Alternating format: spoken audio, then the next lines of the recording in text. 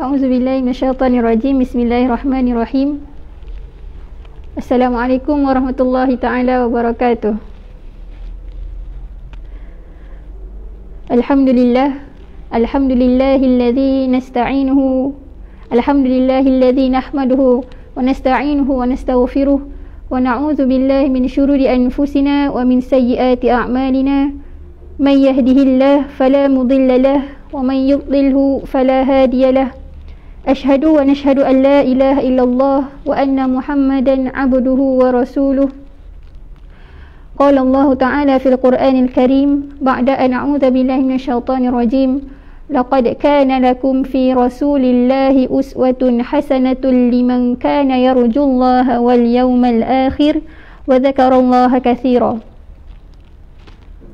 Demi sesungguhnya adalah bagi kamu pada diri Rasulullah sallallahu alaihi wasallam contoh ikutan yang terbaik, iaitu bagi mereka yang sentiasa mengharapkan keredaan Allah SWT dan mengharapkan balasan baik di hari akhirat. Dan mereka itulah juga orang yang banyak mengingati Allah di waktu senang maupun susah. Suratul Ahzab ayat 21.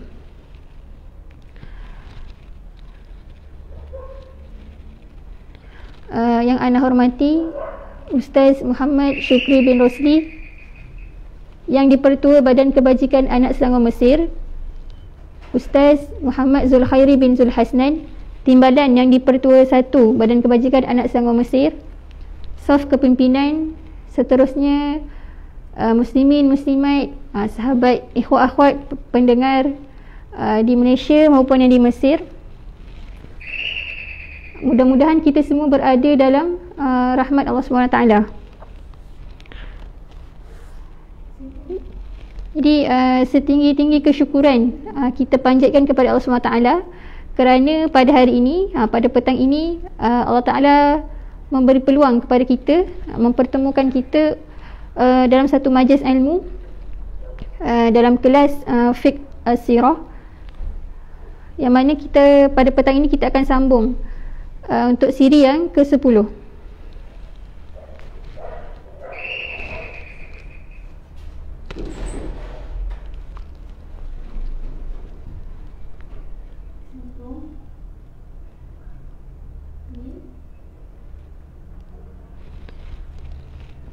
Jadi sahabat ikhwah maupun akhwat, ahli keluarga yang di Malaysia maupun yang di Mesir,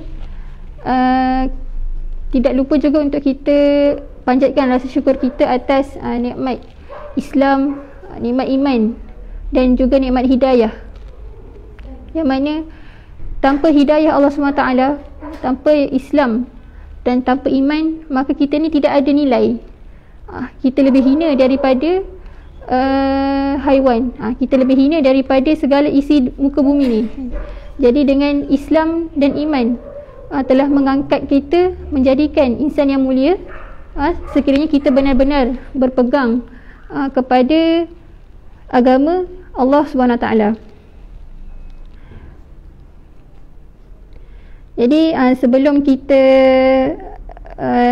meneruskan untuk topik yang seterusnya, suka untuk kita refresh sedikit berkaitan dengan kepentingan ataupun mengapa kita ni belajar sirah untuk memahami Islam. Perkara ni anda telah bacakan pada awal kelas sebelum ni, pada siri yang pertama. Cuma hari ni kita refresh balik untuk sama-sama kita betulkan niat kita dan jelaskan matlamat kita dalam kita mempelajari sirah Rasulullah SAW. Jadi kalau kita tengok, kalau yang ada kitab boleh buka muka surat yang ke-15, yang mana Syekh Said Ramadan menyebutkan antara tujuan pertama dalam kita mempelajari sirah adalah untuk kita memahami bagaimana peribadi Rasulullah SAW, sehingga mana akhirnya nanti setelah kita mempelajari sirah dan kita faham bagaimana peribadi Rasulullah, kita beriman bahawa Rasulullah ni menjadi seorang tokoh ataupun orang yang berpengaruh, yang disebut sebagai orang yang al-amin, orang yang bijaksana di kalangan kaum musyrikin Mekah pada waktu dahulu, bukanlah hanya semata-mata kerana kemahiran dan kelebihan yang ada pada diri Rasulullah. Bahkan kita beriman bahawa Rasulullah ni mulia disebabkan telah menerima wahyu ataupun mandat daripada Allah SWT untuk menjadi seorang pesuruh Allah, seorang pesuruh Allah yang menyampaikan agama Islam. Kemudian yang kedua, tujuan untuk kita mempelajari sirah ni adalah untuk manusia ni mempunyai satu contoh ataupun satu ikutan yang boleh untuk dia ikut 100% dalam segenap aspek kehidupan. Manusia ni dia suka tiru sesuatu, suka terikut-ikut. Jadi Allah Ta'ala dengan sifat rahmat dan kasih sayang Allah Ta'ala mengutuskan seorang Rasul di kalangan manusia untuk ajar secara direct, secara depan mata, bagaimana untuk melaksanakan perintah Allah Ta'ala. Jadi Allah Ta'ala menurunkan seorang insan yang menunjukkan contoh yang terbaik dalam segenap aspek kehidupan. Kemudian tujuan yang ketiga adalah supaya mana ketika umat Islam mempelajari sirah, dia mampu memahami isi kandungan Al-Quran. Kerana apa? Bila kita baca Al-Quran, kita akan jumpa banyak peristiwa-peristiwa yang menceritakan tentang kehidupan Rasulullah. Banyak peristiwa yang menceritakan tentang kehidupan Rasulullah. Ada juga beberapa hukum yang mungkin kita tidak jelas, kita tak dapat gambaran secara jelas bila hanya membaca Al-Quran secara zahir.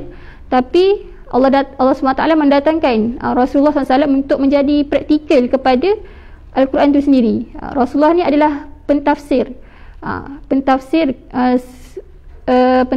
dan praktikal secara zahirlah kepada orang-orang Islam dalam memahami Al-Quran. Kemudian yang keempat, tujuan mempelajari sirah ni adalah untuk mendapatkan sebanyak-banyaknya pengetahuan Islam yang benar melalui kehidupan Rasulullah, sama ada yang berkaitan dengan akidah, akhlak ataupun hukum hakam. Kemudian yang terakhir sekali yang Syekh sebutkan adalah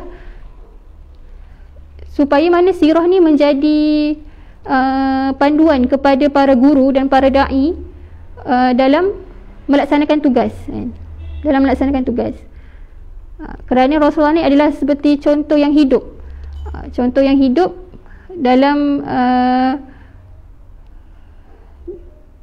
dalam perkara berkaitan dengan pendidikan dan pengajaran. Okay. Jadi ini adalah antara 5 tujuan yang dikongsikan, yang diketengahkan oleh penulis kitab Syekh Said Ramadan Al-Buti dalam mana kita mempelajari sirah. Okay.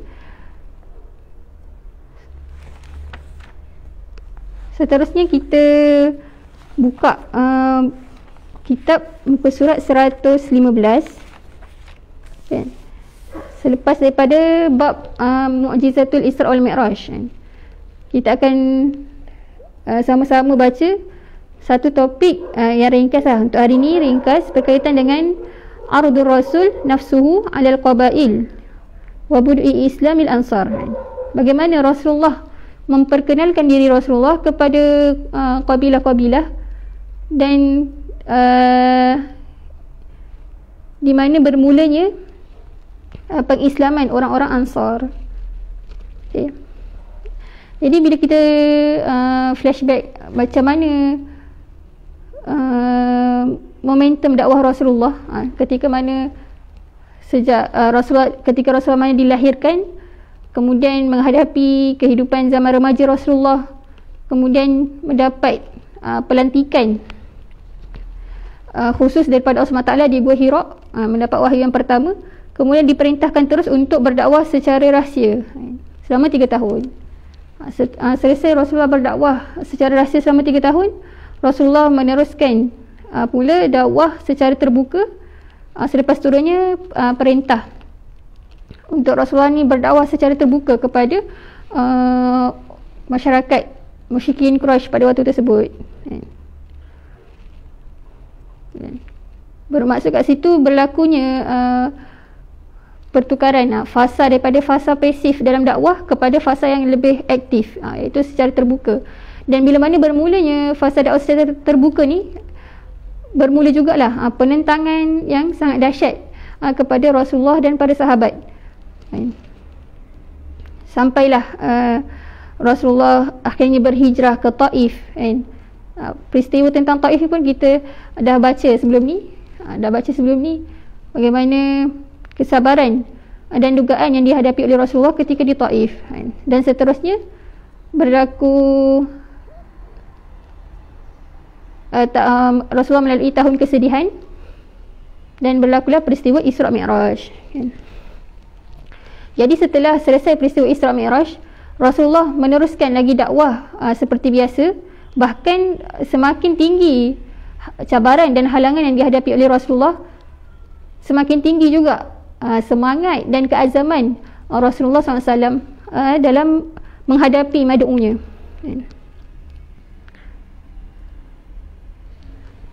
Okay.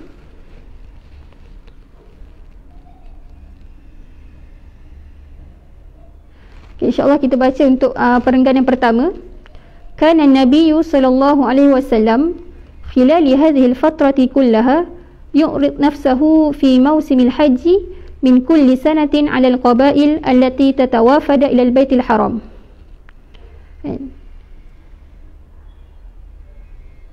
Kisah permulaan ataupun kesinambungan dakwah Nabi setelah mana peristiwa Taif dan peristiwa Isra' Mi'raj. Rasulullah meneruskan lagi dakwah seperti biasa, yang mana Rasulullah sangat mementingkan ataupun sentiasa mengambil peluang untuk menyampaikan dakwah, menyampaikan perintah Allah Subhanahu Wa Taala. Antaranya adalah Rasulullah mementingkan ataupun fokuskan ketika musim haji. Kerana apa? Pada musim haji inilah akan berkumpul seramai-ramainya manusia di Mekah. Kerana pada waktu tersebut orang-orang Arab di sekeliling Mekah akan berkumpul ataupun turun ke Mekah untuk melakukan ibadah haji. Selain ibadah haji, mereka ni juga melakukan aktiviti perdagangan lah, seperti biasa kan. Jadi Rasulullah datang ke setiap kabilah ni, biasa ada orang daripada kabilah Yaman, daripada kabilah Habsyah dan sebagainya datang ke Mekah, dan Rasulullah bertemu dengan pemuka-pemuka setiap kabilah ni. Rasulullah buat apa? Rasulullah membacakan kepada mereka ayat-ayat Al-Quran dan menyeru mereka untuk mentauhidkan Allah. Tapi dalam banyak-banyak kabilah yang Rasulullah jumpa, yang Rasulullah dakwah, tak ramai yang menerima Islam, tak ramai yang menerima dengan baik seruan Nabi Muhammad SAW.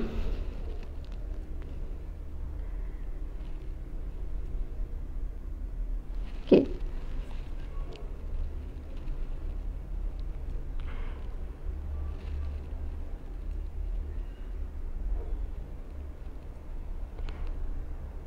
Dalam kitab ni ada menceritakan antara kisah-kisah yang berlaku lah, ataupun perbualan-perbualan antara Rasulullah SAW dengan kabilah yang Rasulullah jumpa. Antaranya disebut kana Rasulullah SAW yuwafil mausim kullu amin yattabi' al-hujjaj fi manazilihim fil mawasim bi'ukaz wa mijannah wa dhil majaz yad'uhum ila ay yamna'uhu hatta yuballigh risalati rabbih wa lahum al-jannah fala yajid ahadan yansuruhu. Diceritakan apa? Rasulullah SAW setiap kali datang musim haji, Rasulullah akan ikut semua rombongan-rombongan haji ni sampai ke kediaman diorang, Untuk apa? Untuk mengajak masuk Islam dan untuk meminta mereka ni memberikan perlindungan kepada Rasulullah dalam berdakwah. Rasulullah berkata, ya ayuhan nas, qulu la ilaha illallah tuflihu wa tamliku bihal arab wa tadhillu lakum al-ajam wa idza amintum kuntum mulukan fil jannah. Rasulullah kata apa? Wahai manusia, wahai sekalian manusia, katakanlah bahawa tidak ada Tuhan yang benar melainkan Allah SWT. Maka kalian akan menjadi golongan yang berjaya dan kalian akan menguasai orang Arab dan orang-orang ajam akan tunduk kepada kalian. Dan sekiranya kalian beriman, maka kalianlah raja-raja yang menjadi penguasa di syurga nanti.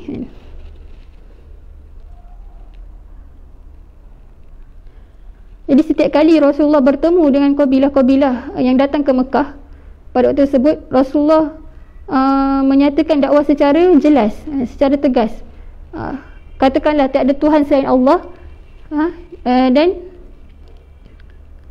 katakanlah tiada Tuhan selain Allah dan kalian akan menjadi orang yang berjaya. Tapi di setiap kali itulah ada seorang musuh Rasulullah SAW, iaitu Abu Lahab. Di mana Abu Lahab ni kerja dia ikut Rasulullah. Kat mana Rasulullah cari sasaran kabilah untuk didakwahkan, maka Abu Lahab ni akan ikut je. Apa dia buat? Setiap kali setelah Rasulullah selesai berdakwah kepada para kabilah ni tadi, Abu Lahab akan bersuara dengan mengatakan apa? La tuti'uhu fa innahu sabiun kadhibun. Wahai kabilah, kau jangan dengar cakap Muhammad. Kau jangan dengar cakap pemuda ni. Kau jangan taati dia, kerana sesungguhnya dia ni adalah seorang sabiun kadhibun, seorang penderhaka dan seorang pendusta. Jadi ni adalah sikap dia. Setiap kali Rasulullah berdakwah, dia akan balas dakwah Rasulullah itu dengan kata-kata yang macam ni, yang mengeji Rasulullah, sehingga jawapan para kabilah tadi kepada Rasulullah adalah jawapan yang sangat buruk. Dia orang juga ikut sama untuk mengeji Rasulullah SAW.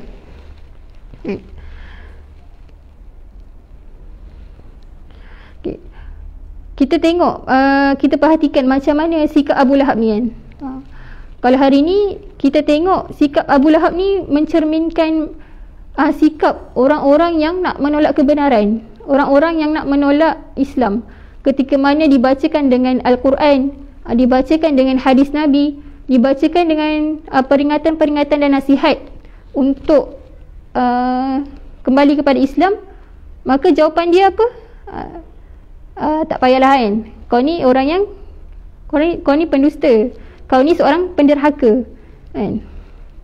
Bagaimana inilah kalau hari ni kita kenal sebagai sikap mengejek, suka mengejek-ejek ataupun budaya troll kan?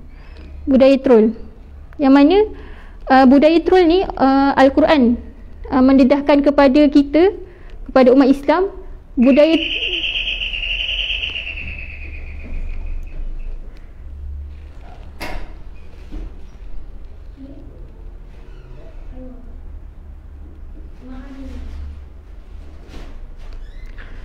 di mana budaya troll ni telah didedahkan oleh Al-Quran bahawa sikap suka mengejek ni adalah datang daripada orang kafir ataupun orang munafik yang menolak kebenaran. Menolak kebenaran. Kerana apa mereka ni mengejek kan? Ejek dengan mengatakan gila, mengatakan penderhaka, mengatakan bodoh kan? Kerana apa? Kerana mereka ni sebenarnya tak mampu untuk datangkan hujah untuk menjawab seruan Nabi Muhammad SAW. Mereka ni tak mampu untuk mendatangkan hujah untuk melawan kebenaran Al-Quran. Jadi diorang pun mengejeklah umat Islam ataupun mengejeklah Rasulullah yang dan umat Islam yang berpegang teguh dengan Al-Quran. Jadi ini adalah satu sikap yang kita kena hati-hati lah. kerana Al-Quran menyatakan itu adalah sikap orang kafir dan orang munafik. Tapi pada hari ini kita lihat kadang-kadang sifat tersebut berlaku dalam kalangan umat Islam sendiri. Kita sendiri yang mengejek golongan-golongan ataupun orang yang menasihati kita. Kita sendiri mengejek dan mempertikaikan kelompok-kelompok yang berusaha untuk melaksanakan amar makruf dan nahi mungkar. Kita perlu berhati-hati daripada sikap ni.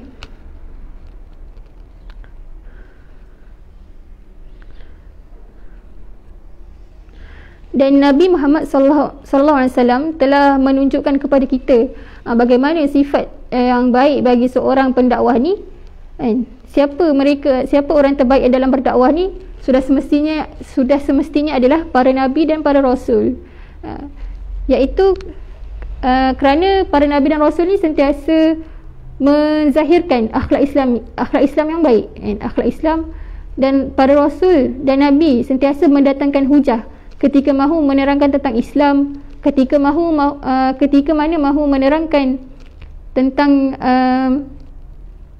isi kandungan Al-Quran. Para rasul dan para nabi ni mendatangkan dengan hujah, bukanlah dengan ejek-ejekan ataupun dengan mainkan sentimen, bukan memburukkan peribadi.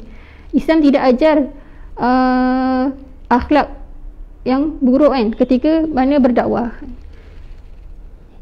Jadi itu adalah pengajaran yang kita boleh ambil daripada sikap buruk Abu Lahab tadi. Kita jangan jadi orang yang mempertikaikan, orang yang menasihati kita untuk memperbaiki diri.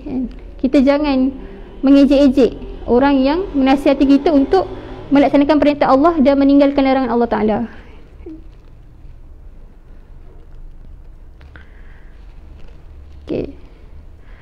Seterusnya kita sambung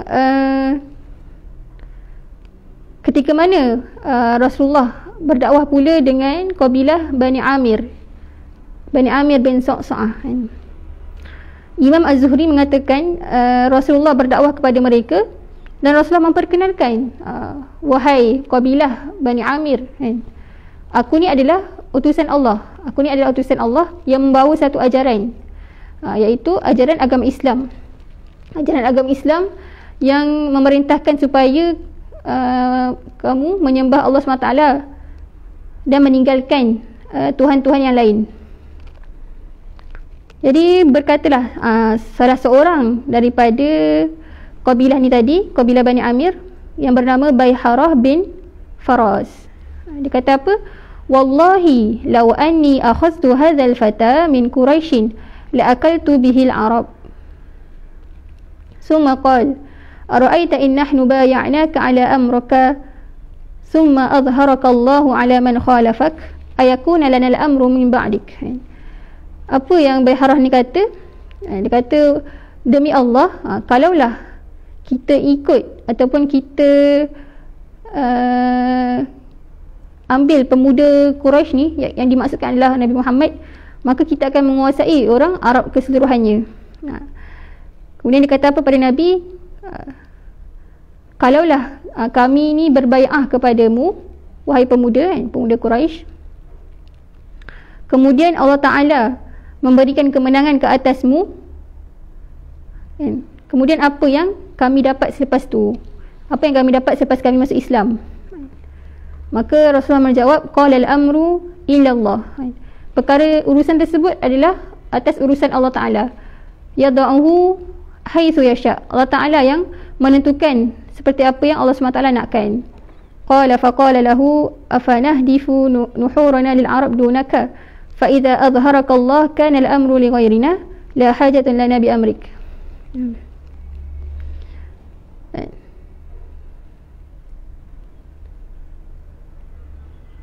Jadi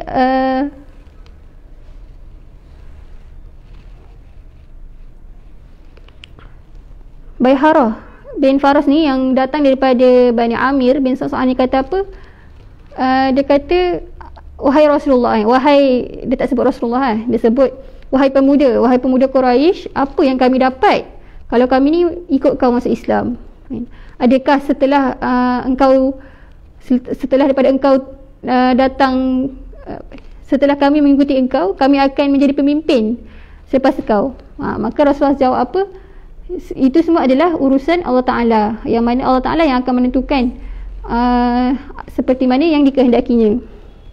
Jadi disebabkan jawapan itu, maka Bani Amir bin Sa'sa'ah ni menolak untuk masuk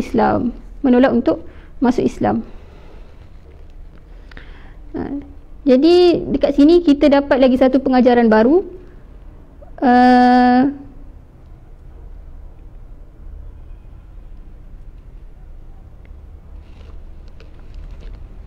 Kita menerima Islam adalah ikhlas untuk semata-mata memperhambakan diri kita kepada Allah Ta'ala.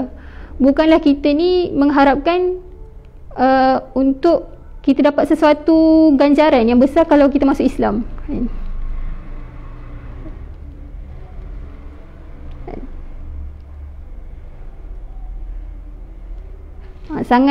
Sangat tidak malu lah. Maksudnya kita masuk Islam, Islam adalah agama pencipta kita. Tapi kita boleh pula cakap, kalau kita masuk Islam, kita dapat apa? Sama juga kalau sesetengah penyakit umat Islam hari ni, dia mempersoalkan, kalau aku buat kerja-kerja Islam ni, apa yang aku dapat? Kalau aku buat kerja-kerja Islam ni, apa keuntungan yang aku dapat? Kerana mereka ni memandang keuntungan dunia ni adalah sebagai satu matlamat. Sedangkan yang betulnya adalah seperti mana ucapan-ucapan para Nabi terdahulu yang dirakamkan oleh Allah SWT dalam Al-Quran. Sebut apa? Wa ma as'alukum alaihi min ajrin in ajriya illa 'ala Allah in ajriya illa 'ala rabbil alamin. Sesungguhnya ketika mana para nabi dan para rasul dahulu berdakwah, kemudian ketika mana kaumnya mempertikaikan apa yang disebut, sesungguhnya aku tidak meminta apa pun imbalan daripada engkau, daripada kamu sekalian, wahai kaumku. Bahkan aku hanya mengharapkan imbalan daripada Tuhan sekalian alam.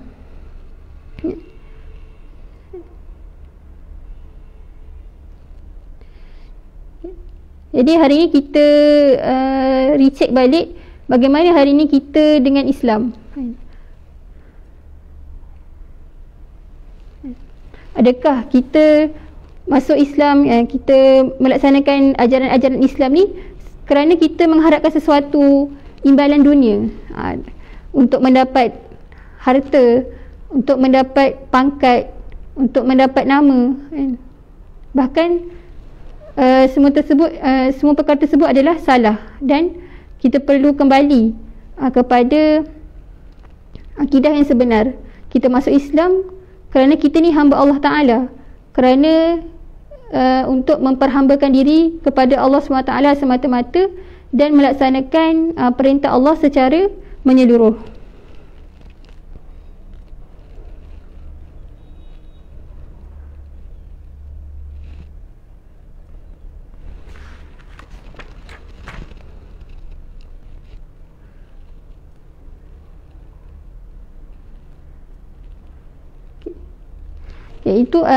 Itu adalah kisah kedua, bagaimana perbualan antara Rasulullah dengan kabilah-kabilah yang Rasulullah dakwahkan tadi. Dan perkara tersebut berlanjutan, maksudnya Rasulullah berdakwah dan terus berdakwah, jumpa kabilah, jumpa secara individu, semua Rasulullah buat, sehinggalah pada tahun ke-11 kenabian, tahun ke-11 dilantik menjadi Rasul. Satu hari Rasulullah berjalan di sekitar Mekah pada waktu malam, dan waktu ni pun masih dalam musim haji, maksudnya bulan haji. Ketika mana Rasulullah berjalan di sekitar Mekah dan sampai di satu tempat yang bernama Mina. Mina ni satu tempat yang terletak antara Mekah, Rasulullah sampai satu tempat bernama Aqabah. bernama Aqabah, yang mana Aqabah ni terletak di antara Mina dan Mekah. Rasulullah berjumpa dengan sekumpulan lelaki yang datangnya daripada kelompok Khazraj.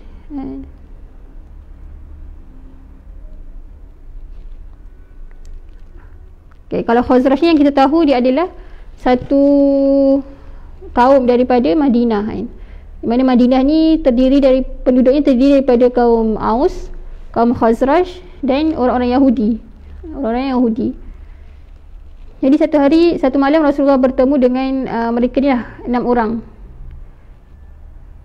Kemudian Rasulullah mengambil peluang tersebut untuk memulakan dialog ataupun memulakan perbualan lah dengan 6 orang tadi.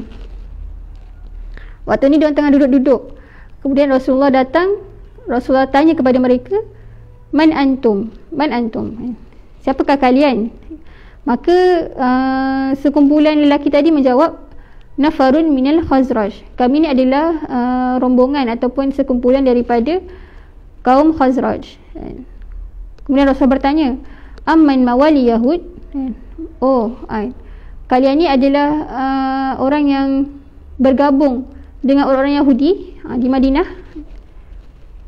Kemudian mereka jawab, Naam, ya.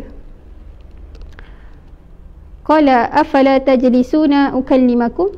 Kemudian Rasulullah berkata kepada mereka, boleh tak kalau aku nak duduk sebentar bersama kalian untuk aku katakan sesuatu.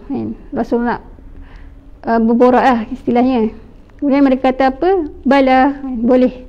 Fajalasu ma'ahu fada'ahum ila Allah azza wa jalla wa arada alaihim al-islam wa tala alaihim al-Quran. Maka setelah mana Rasulullah duduk bersama mereka, maka Rasulullah terus menyeru mereka kepada Allah SWT, dan Rasulullah memperkenalkan kepada mereka tentang Islam, dan Rasulullah membacakan ayat-ayat Al-Quran kepada mereka.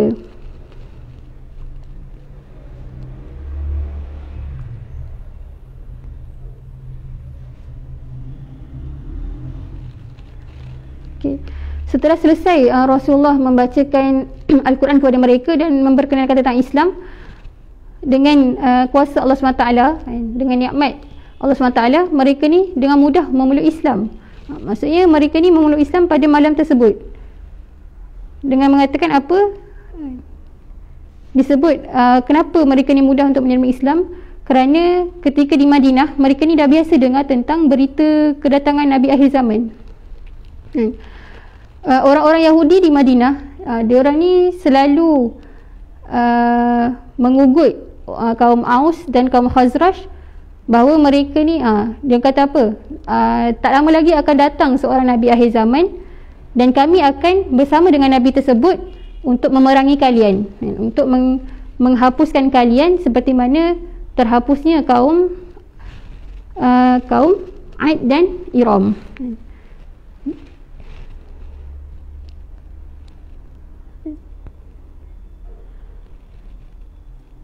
Jadi bila mana diorang dengar ucapan daripada Rasulullah tadi, sesama diorang berbisik. Inilah Nabi akhir zaman yang selalu disebut-sebut oleh orang Yahudi. Inilah Nabi akhir zaman yang selalu diceritakan oleh ahli kitab. Maka kita kena memeluk, kita kena menerima ajaran Nabi Muhammad sebelum mereka, yakni orang Yahudi tadi, bertemu dengan Nabi Muhammad. Maka akhirnya mereka pun memeluk Islam pada malam tersebut. Kemudian dia kata apa pada Rasulullah? Sesungguhnya kami meninggalkan kaum kami di Madinah dalam keadaan mereka ni sedang bergaduh. Kalau kita tahu sejarah Madinah sebelum kedatangan Islam, pergaduhan yang sangat panjang antara kaum Aus dan Khazraj, yang mana dicetuskan ataupun diapi-apikan oleh orang-orang Yahudi. Ketika waktu tu golongan Yahudi ni ada 3 golongan lah, Bani Quraizah, Bani Nadir dan Bani Qainuqa. Jadi mereka ni sentiasa bergaduh. Aus dan Khazraj sentiasa bergaduh sehingga beratus tahun. Maksudnya tak pernah berdamai.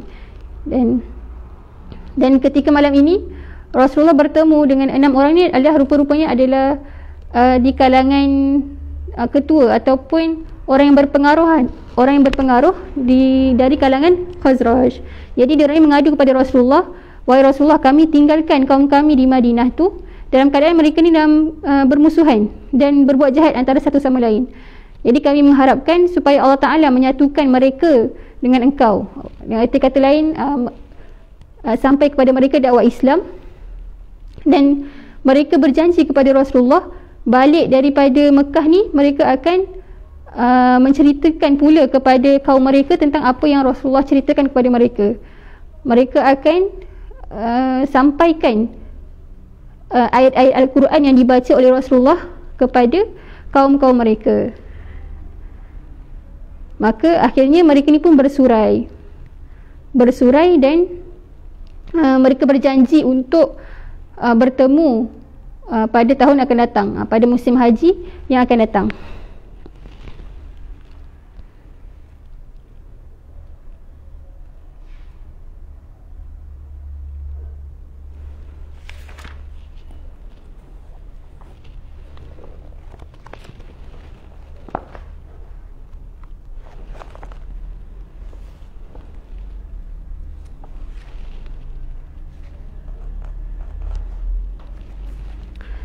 Okay.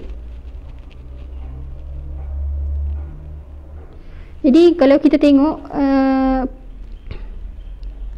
beza isi dakwah Nabi ketika mana dakwah Nabi bermula dakwah secara terbuka sampai dah tahun ke-10 kenabian, seruan Nabi ni hanyalah untuk mengajak umat manusia ni memeluk Islam dan menyembah Allah SWT. Tapi ketika mana sampai ke tahun ke-11 kenabian,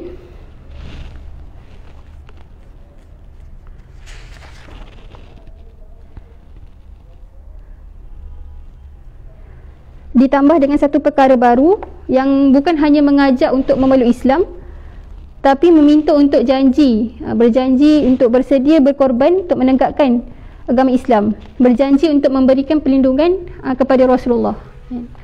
Jadi kalau dulu Rasulullah hanya ajak untuk masuk Islam, beribadah hanya kepada Allah SWT, tapi ketika mana dah sampai ke peringkat selepas daripada Isra' Mi'raj dan sebagainya, Rasulullah tambah lagi seruan untuk bersedia mempertahankan Rasulullah, dan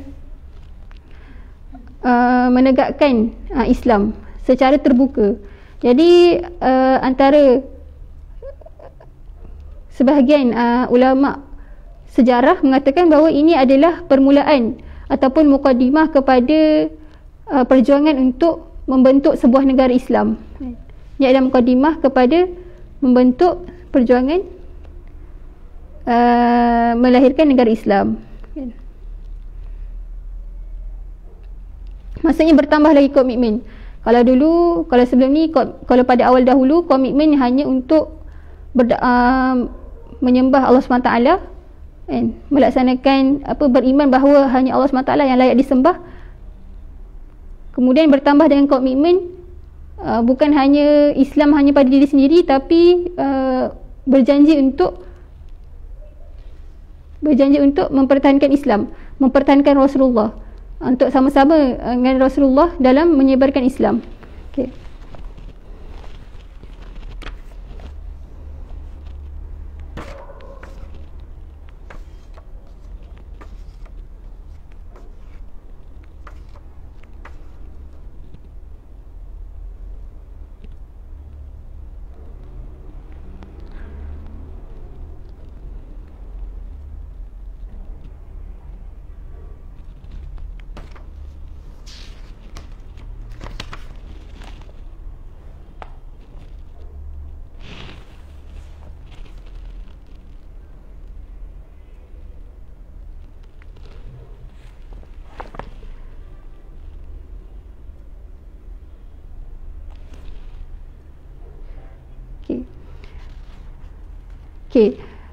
segala peristiwa yang berlaku ni, antara pertemuan Rasulullah dengan kabilah-kabilah, pertemuan Rasulullah dengan golongan daripada Khazraj, rombongan daripada Khazraj, semua ni berlaku sebelum daripada Bai'atul Aqabah. Bai'atul Aqabah yang pertama. Jadi antara kisah yang menarik juga di dalam peristiwa ni adalah bagaimana keislaman Dimat al-Azadi. Dimat al-Azadi ni adalah seorang pemuda daripada kabilah Shanu'ah yang berada di Yaman. Dia ni adalah seorang dukun. Ketika mana dia pun datang ke Mekah untuk melaksanakan ibadah haji ketika musim haji. Dan ketika sampai di Mekah, dia ni terdengar berita-berita ataupun perbualan di antara dalam kalangan masyarakat Arab Jahiliyah ni, ejekan ataupun tuduhan Rasulullah ni seorang yang gila, Rasulullah ni seorang yang bodoh. Jadi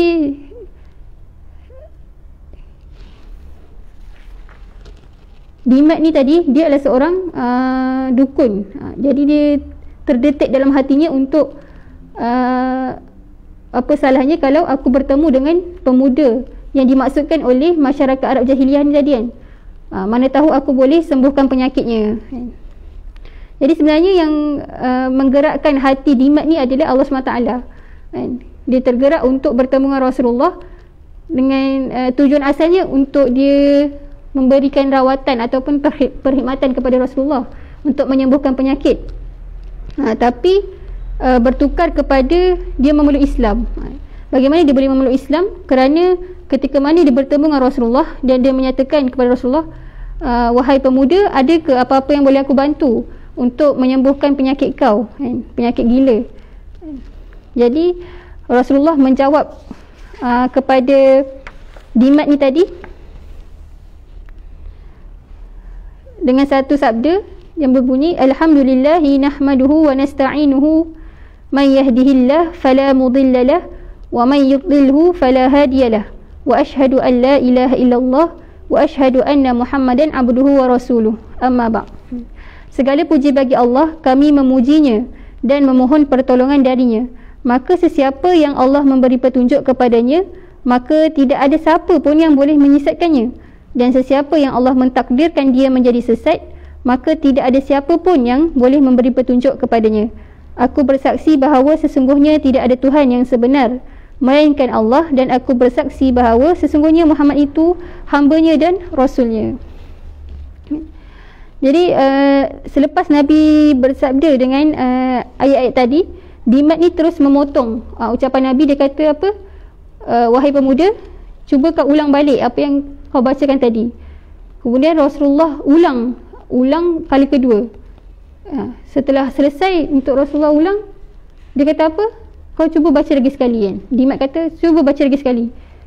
Jadi sampai 3 kali Rasulullah ulang ucapan tersebut.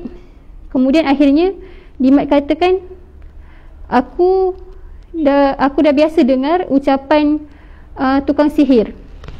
Aku dah biasa juga dengar ucapan ahli nujum, dan aku biasa juga dengar ucapan para penyair. Tapi apa yang kau ucapkan ni adalah ucapan yang luar biasa. Bukan ucapan yang seperti yang biasa aku dengar daripada ahli nujum, daripada penyihir, daripada penyair. Maka Dimat terus menghulurkan tangannya kepada Rasulullah dan minta untuk bai'ah dengan Islam. Dan akhirnya Dimat ni pun masuk Islam. Ini adalah satu nikmat yang besar kepada Dimat. Yang mana kalau kita tengok, tujuan asal dia bertemu Rasulullah adalah untuk menyembuhkan penyakit yang dikatakan, yang dituduh sebagai gila tadi. Tapi akhirnya dia yang masuk Islam dan menerima hidayah. Jadi itu antara kisah yang ada dalam peristiwa sebelum daripada Bai'atul Aqabah.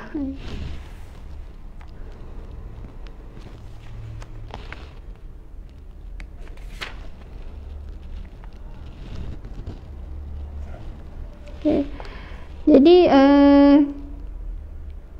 seterusnya kita tengok bagaimana sampai ke peristiwa ni kan, daripada bermula Rasulullah berdakwah sampai ke peristiwa hari ini, bermacam cabaran dan halangan yang dihadapi oleh Rasulullah, tapi semangat dan keazaman Rasulullah tetap teguh, malah semakin bertambah.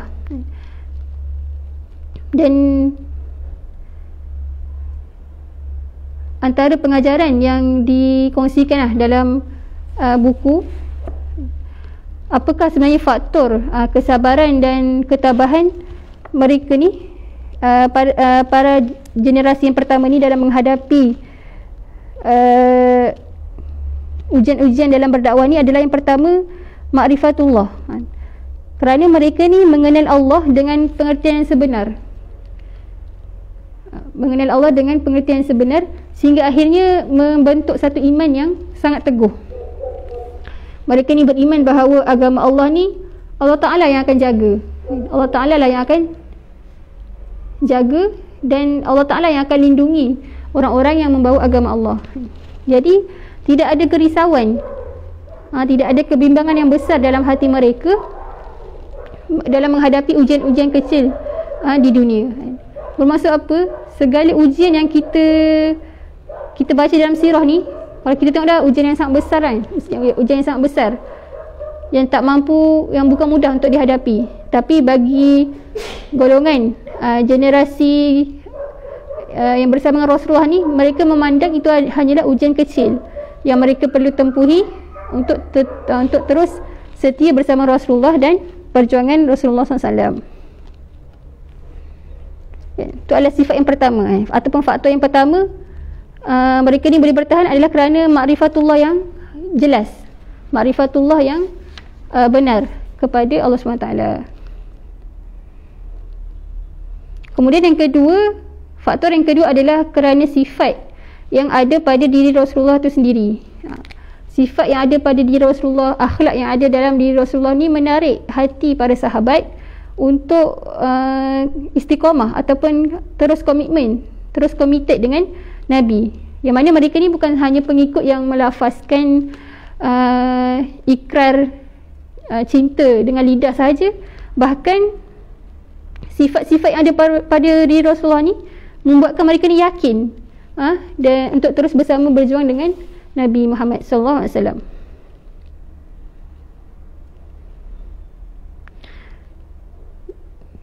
Maksudnya kat sini kita lihat pentingnya akhlak yang mulia.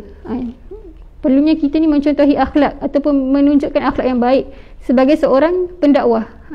Kerana sifat-sifat tersebut akan mempengaruhi madu'u kita. Sekiranya kita seorang pemimpin, kita tunjukkan akhlak yang baik, dan perkara tersebut akan mempengaruhi ahli kita, mempengaruhi orang di bawah kita. Seperti mana yang diajarkan oleh Rasulullah dan ditunjukkan kepada para sahabat. Kemudian yang ketiga, faktor yang ketiga adalah rasa tanggungjawab yang besar bagi menyatakan Islam dan menegakkannya. Kerana apa? Dia faham, para sahabat ni faham bahawa tanggungjawab ni bukanlah setelah kita nyatakan Islam, tanggungjawab kita hanya berduduk diam. Tapi sebenarnya orang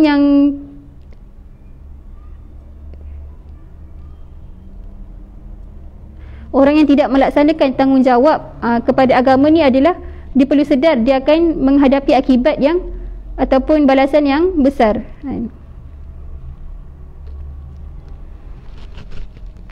Seperti kita hari ni lah. Hari ni kita dah berikrar dengan Islam, kita mengucapkan syahadah, kita mengatakan cinta kita kepada Nabi.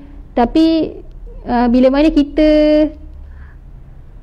cukup sekadar di lisan saja tanpa melakukan tanggungjawab yang sepatutnya, maka itu belum lagi dikatakan benar-benar mencintai Nabi. Kena rasa malu lah, kena rasa malu kalau kata cinta tapi kita tak nak ikut perjuangan Nabi Muhammad SAW. Kemudian faktor yang keempat ni adalah kerana golongan generasi pertama ni beriman dengan benar kepada adanya hari akhirat. Mereka yakin akan bertemu dengan Allah SWT. Dan mereka yakin bahawa siksaan hari akhirat ni lebih dahsyat daripada siksaan di dunia. Siksaan hari akhirat lebih dahsyat daripada siksaan ketika di dunia.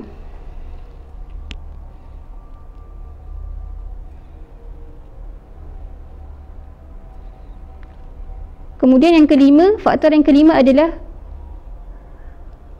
mereka faham dan mereka beriman bahawa wahyu yang diturunkan kepada Rasulullah bukan sekadar untuk dibaca dan didengar, tetapi menjadi bekalan yang menguatkan iman mereka untuk menghadapi segala sesuatu yang berlaku. Hari ini Al-Quran kita jadikan hanya sebagai bacaan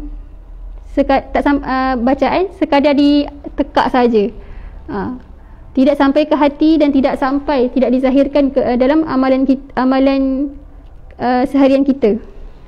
Sedangkan para sahabat menjadikan wahyu inilah yang akan memberikan mereka ilmu dan menjadi motivasi untuk mereka ni terus berada bersama dengan Rasulullah. Kemudian faktor yang terakhir adalah kerana mereka yakin kepada janji kemenangan di dunia dan di akhirat, seperti mana yang dijanjikan oleh Allah dan Rasulnya kepada golongan Islam. Hari ni kadang-kadang kita rasa bimbang bila berada dengan Islam. Kita rasa risau bila mana kita laksanakan Islam adalah punca daripada lemahnya iman kita terhadap janji Allah Ta'ala. Janji Allah SWT adalah janji yang benar. Janji yang benar. Kena pasakkan betul-betul lah dalam hati kita. Allah Ta'ala menjanjikan kemenangan kepada Islam. Walaupun hari ini kita melihat Islam seolah-olah tak ada harapan, tak cukup nafas untuk berada di atas muka bumi ni. Tapi sebagai orang beriman, kita wajib beriman bahawa Islam satu hari nanti akan mendapatkan kemenangan. Dan yang perlu kita risau sebenarnya adalah bukan kemenangan Islam itu sendiri, tapi di mana kita dalam melaksanakan usaha-usaha untuk meletakkan Islam yang teratas.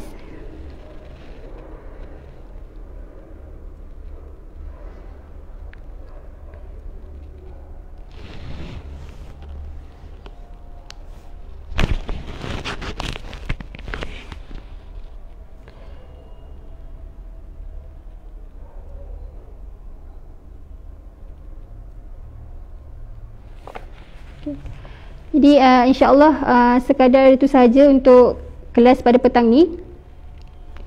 Dia satu kisah yang ringkas sajalah untuk kelas kali ni, sebelum kita masuk ke topik yang seterusnya, iaitu Bai'atul Aqabah Al-Ula. Walaupun ringkas, tapi mudah-mudahan ia memberi, sebenarnya dapat menyiapkan kembali semangat kita untuk menambahkan ilmu, menambah ilmu untuk kenal Rasulullah, kenal apa yang Rasulullah nak bawa, kenal bagaimana perjuangan Rasulullah dan para sahabat. Hari ini kita hidup akhir zaman, kita sangat memerlukan kepada ilmu dan hidayah. Dan untuk mendapatkan hidayah ni, kita perlu berusaha untuk baca apa yang diajarkan dalam Al-Quran dan hadis Nabi Muhammad SAW.